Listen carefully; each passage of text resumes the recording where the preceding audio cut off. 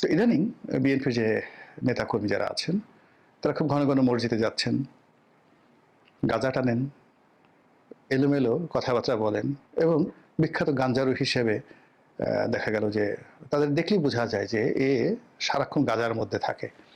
এর স্বপ্নে গাঁজা, পকেটে গাঁজা, ব্যবসা বাণিজ্যে গাঁজা, সারাক্ষণ শুধু ঢুলতে থাকে। তো এরকম কিছু মানুষ ইদানিং দেখা যাচ্ছে হঠাৎ মিম্বরে দাঁড়িয়ে যাচ্ছে, মাথায় টুপি, এবং ইমাম সাহেবের হাত থেকে মাইকটা কেড়ে নিয়ে তাকে দু চারটি বক্তব্য দিতেই হবে।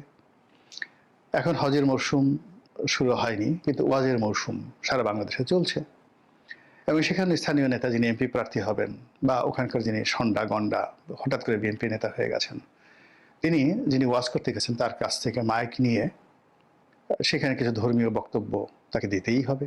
লোকজন জানে যে কালকে সকালে সে গরু চুরি করেছে, পরশুদিন সে অমুক বাড়ির মাছ চুরি করেছে, এলাকার যত চাঁদাবাজি আছে সে সব কিছু নিয়ন্ত্রণ করে, ময়লার ব্যবসা নিয়ন্ত্রণ করে। সে এসে মানুষকে ইমান এবং একিনের ওয়াজ নসিহত শুরু করেছে। ফলে সারা বাংলাদেশে ভীষণ রকম অপ্রীতিকর ঘটনা ঘটছে তৃণমূলে।